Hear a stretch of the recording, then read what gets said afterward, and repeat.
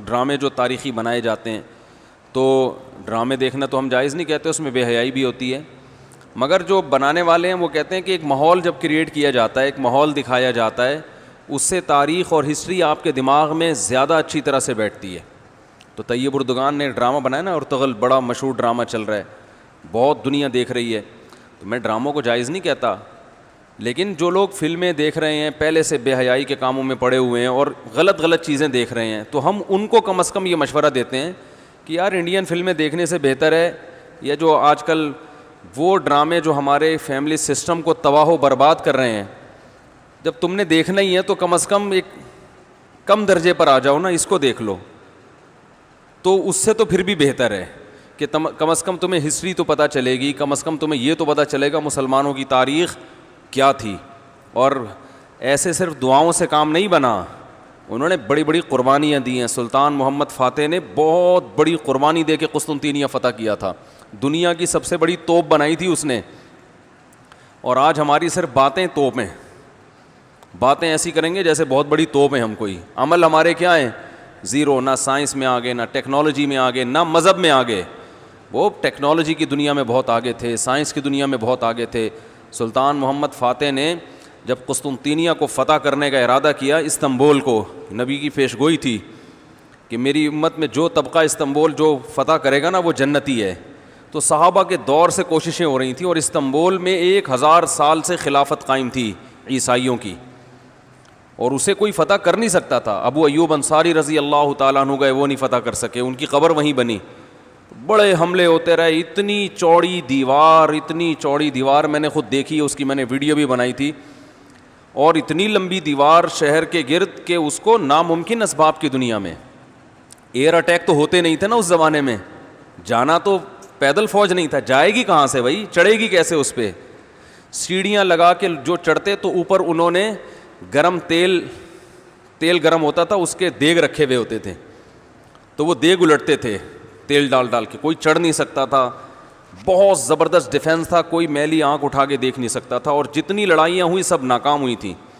سلطان محمد فاتح نے کہا بھائی نبی نے خوشخبری دی ہے، ہم فتح کر کے چھوڑے گا۔ پھر وہ مشہور واقعہ ہے، اس نے کیا کیا کہ خشکی میں کشتیاں چلا دیں، سارے جانور راتوں رات ذبح کیے، ان کی چربی پگھلا کے پتھروں پہ بچھائی گئی ہے، اس پہ سمندری جہاز بٹھا کے، وہاں میں جب ترکی میں گیا ہوں تو اب دیکھو یہ چیز کتابوں میں بھی بتائی جا سکتی تھی نا، لیکن وہاں طیب اردگان نے کیا کیا ہے، میوزیم بنائے ہیں، ان میں یہ پورا منظر دکھایا جاتا ہے، خدا کی قسم ایسا ایمان بڑھتا ہے کہ چیخیں مارنے کا دل کرتا ہے، ایسی جو علماء بھی گئے ہیں نا، بنوری ٹاؤن کے ایک شیخ الحدیث گئے تھے، وہ کسی نے بتایا وہ رو رہے تھے چیخیں مار مار کے، جو جاتا ہے یہ منظر ہوتا ہے، وہ جب دکھاتے ہیں نا اپنی آنکھوں سے، بھائی کیا منظر، اور کیسے وہ کشتیوں کو راتوں رات خشکی پہ لے کے چلے ہیں، اور خشکی پہ لے جا کے پیچھے سمندر میں اتارا، اور سامنے سے بھی اٹیک اور پیچھے سے بھی اٹیک۔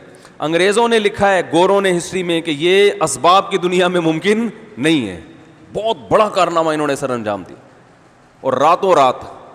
تو یہ ہماری تاریخ تھی جس کی وجہ سے ہمیں عروج ملا تھا، آج ہم صرف پیڑے کھا رہے ہیں، باتیں ٹھوک رہے ہیں بیٹھ کے، صحیح ہے نا، بزرگوں پہ طنز، علماء پہ اعتراضات، ایک دوسرے پہ کیچڑ اچھالنا، فرقہ پرستی، ان چیزوں میں ٹائم ضائع ہو رہا ہے، اور کوئی موٹیویٹ کرنے والا نہیں ہے، کوئی تعمیری کام کرنے والے لوگ بہت تھوڑے رہ گئے ہیں، اور ٹیکنالوجی کی طرف تو توجہ ہی نہیں ہے۔ یونیورسٹی میں جو لڑکا مذہب پہ چلتا ہے، سب کی بات نہیں کر رہا، ایجوکیشن میں سب سے پیچھے وہی ہوتا ہے، عام طور پہ اسی کی شکایتیں آ رہی ہوتی ہیں، یہ چونکہ نمازی ہے لہذا نمبر سب سے کم اس کے آتے ہیں، نمازی کے نمبر تو زیادہ آنے چاہیے بھائی، جو تبلیغ میں وقت لگاتا ہے اس کو تو ایجوکیشن میں زیادہ آگے ہونا چاہیے، یہ تو ہمارے مذہب کا حصہ ہے۔ صحابہ کرام نے جو ملکوں کے ملک فتح کیے، اور جو ہمارے تاریخ میں فاتحین ملتے ہیں، سب سے پہلا بحری بیڑا حضرت معاویہ نے بنایا ہے، سمندر پہ سب سے بڑی فوج جو اس وقت اتاری ہے وہ کس نے اتاری ہے؟ حضرت معاویہ رضی اللہ تعالیٰ عنہ نے، اور نبی نے پیشگوئیاں سنا دی تھی پہلے کہ سمندر کی لڑائی ہوگی، اس میں جو شہید ہوگا اسے میں جنت کی خوشخبری دیتا ہوں، اور آپ صلی اللہ علیہ وسلم نے سمندر میں شہید ہونے والے کو زیادہ بڑا شہادت کا درجہ عطا فرمایا۔ میں نے تو سمندری لڑائی کے فضائل پر احادیث جمع کی تھیں. ایک میرا بیان ٹوٹلی اسی پر ہوا تھا کہ سمندری لڑائی کتنی اہم ہے. نبی کو معلوم تھا میری امت سمندروں پہ بھی چلے گی. سمندر پہ چلنا ٹیکنالوجی کے بغیر ممکن ہے کیا؟ پھٹے لگا کے بیٹھ جاؤ گے اس پہ کہ ملاحوں کو بلاؤ گے یار تم مچھلیاں پکڑتے ہو تو 2-4 پھٹے یہاں بھی, او بھائی لڑنا ہے اس پہ تو سامنے والا بھی لڑے گا.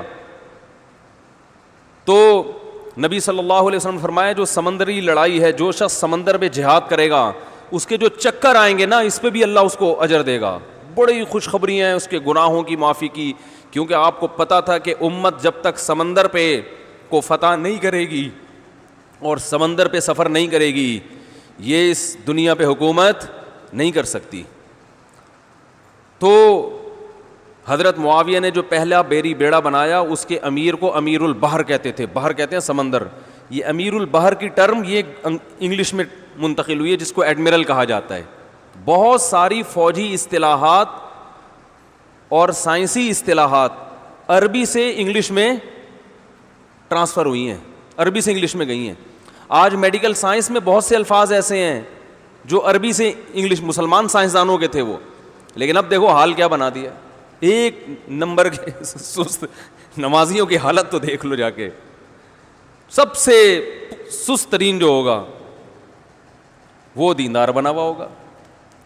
سب کی بات نہیں کر رہا, ڈاکٹروں میں ہم نے بڑے اچھے اچھے دیندار دیکھے ہیں, سائنسدانوں میں, ایٹمی سائنسدانوں میں تو دیندار زیادہ ہیں الحمدللہ, لیکن میجورٹی کی بات کر رہا ہوں کہ پتہ نہیں کہ ہمارے ذہن میں یہ کچھ ایسا کسی نے, شیطان نے بات ڈال دی ہے کہ ہم نے صرف جو ہے ایک طرف کو فوکس کیا ہوا ہے, دوسری طرف کو ہم نے بالکل نظر انداز کر دیا ہے. تو بھائی جس طرح سے دین کی تعلیم انتہائی ضروری ہے, اس کی کوئی اس کی اہمیت کی کمی کا انکار نہیں کر سکتا. انگریز جو تباہ ہو گئے نا, فیملی سسٹم تباہ ہو گیا, زنا معاشرے میں پھیل گیا, والدین اولڈ ہوم میں, وہ وجہ کیا؟ مذہب نہیں ہے نا, مذہبی تعلیم نہیں ہے.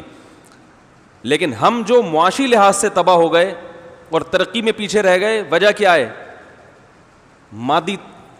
مادے پہ محنت نہیں کی ہے. تو دونوں محنتیں ضروری ہیں.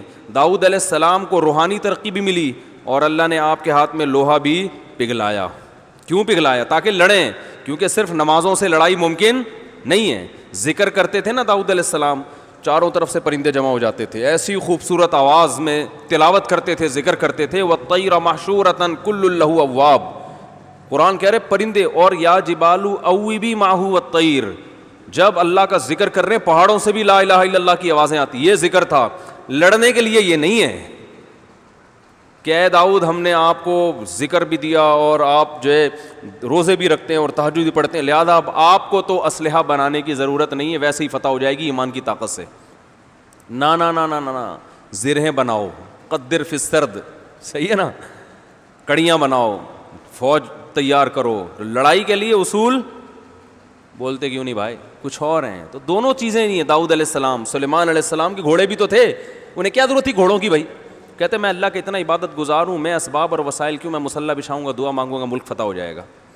او بھائی گھوڑے رکھے ہوئے ہیں, صحیح ہے نا, ان کو پیار کرتے تھے گھوڑوں کو, کیونکہ اس زمانے میں گھوڑا اور ٹینک برابر تھے, بلکہ ہوائی جہاز تھا گھوڑا اس زمانے میں, تو جنگیں گھوڑوں کے بغیر نہیں ہوتی تھی, گھوڑے تیار کیے ہوئے ہیں. تو لڑے ہیں وہ لوگ اور اسباب اور وسائل اختیار کیے ہیں. آج ہم پیڑے کھانے والی باتیں کرتے ہیں اور پیڑے کھا رہے ہیں بیٹھ کے, اور سمجھتے ہیں کہ بس یہ قرآن خوانیوں سے اور آیت کریمہ سے مسائل کیا ہو جائیں گے حل. تو یہ بھی ضروری ہے بھائی, وہ بھی ضروری ہے. تو میں بتا رہا تھا کہ وہ جو ڈرامے کی بات کر رہا تھا, تو ماحول بنانا پڑتا ہے نا. تو طیب اردگان نے کیا کیا کہ کیونکہ جو لبرل لوگ ہیں وہ ایسے ڈرامے, ایسی فلمیں بنا کے نا نوجوان نسل کا دماغ خراب کر دیا انہوں نے. اتنا دیکھو, اب محمد بن قاسم کو بھی لوگوں نے ڈاکو کہنا شروع کر دیا ہے, معاذ اللہ. وہ شخص جو سندھ میں اسلام لانے کا ذریعہ بنا, اگر وہ ڈاکو تھا تو اس سندھ میں اسلام کون لے کر آیا؟ انگریز کہے گا تمہارے تو اسلام, جو بر صغیر میں اسلام آیا سندھ کے راستے سے, سندھ کو تبھی باب الاسلام کہا جاتا ہے نا. بر صغیر میں اسلام کہاں سے آیا ہے؟ سندھ کے راستے سے. پھر پورے انڈیا میں بھی پھیل گیا اور بنگلہ دیش, برما, کہاں تک پھیلا ہے. تو انٹری جو ہوئی ہے محمد بن قاسم کے ذریعے ہوئی ہے. پروپیگنڈا دیکھو, وہ بھی چور, وہ بھی معاذ اللہ وہ بھی ڈاکو, محمود غزنوی بھی ڈاکو. وجہ کیا ہے؟ جس کے ہاتھ میں میڈیا ہوگا نا چلے گی اور سنی اسی کی جائے گی, آپ جو کچھ بنا کے پیش کر دیں. تو طیب اردگان نے کہا بھائی ان کو انہی کی زبان میں جواب دینا ہے, ناول لوگ نہیں پڑھتے, رسالے نہیں پڑھتے لوگ, تو نوجوان طبقہ فلمیں ڈرامے دیکھتا ہے. تو اس نے کہا ڈرامہ بناؤں گا, اور ایسا بنا کے دکھایا کہ آج رپورٹیں یہ آ رہی ہیں بہت سے غیر مسلم مسلمان ہو چکے ہیں. تو میں عام لوگوں کو وہ ڈرامہ دیکھنے کا مشورہ نہیں دیتا, اس میں عورتیں بھی ہیں اور کچھ کہا جاتا ہے, میں نے نہیں دیکھا وہ ڈرامہ, بے حیائی کے مناظر بھی ہیں, لیکن میں ان لوگوں کو جو غلط چیزیں دیکھ رہے ہیں ان سے کہتا ہوں یار کچھ دیکھنا ہی ہے تو پھر ادھر دیکھ لو, جو نہیں دیکھ رہے وہ کچھ بھی نہ دیکھیں, وہ پھر اس کے بعد پھر آگے بھی جائیں گے, وہ یہ دیکھ کے پھر وہ ان کو شوق پیدا ہوگا ذرا فلمیں بھی دیکھیں. اور جو نہیں دیکھ رہے وہ تو بچے رہے ہیں, جو دیکھ رہے ہیں تو بری چیزیں دیکھ رہے ہیں تو بھائی یہ دیکھ لو پھر, تو اس سے کم از کم ایک کریٹو سوچ پیدا ہوگی تمہاری, اور کم از کم ایک تعمیری سوچ پیدا ہوگی, مسلمانوں کی ہسٹری کا تمہیں پتہ چلے گا. تو اردگان کی سوچ چونکہ یہ تھی اس لیے اس نے وہ کر دیا, اور اس سے بہت لوگ پریشان ہیں اس ڈرامے سے. یعنی اس سے جو اسلام دشمن قوتیں پوری دنیا میں پابندی لگانے کی کوشش میں لگی ہوئی ہیں. ابن تیمیہ رحمہ اللہ کا قول ہے نا, تمہیں باطل کی پہچان نہ ہو نا کہ حق کیا ہے اور باطل کیا ہے, تو دیکھ لو باطل کے تیروں کا رخ کس طرف ہے. سارے باطل جس کے پیچھے پڑے ہوئے ہونا سمجھ لو یہ کیا ہے, حق ہے, تو ان کو پتہ ہے اس کا اثر کیا پڑ رہا ہے. تو ماحول جو کریٹ کیا جاتا ہے, ماحول ایک قائم کیا جاتا ہے, اس سے جو لیسن ملتا ہے وہ ویسے زبانی سمجھانے سے نہیں ملتا.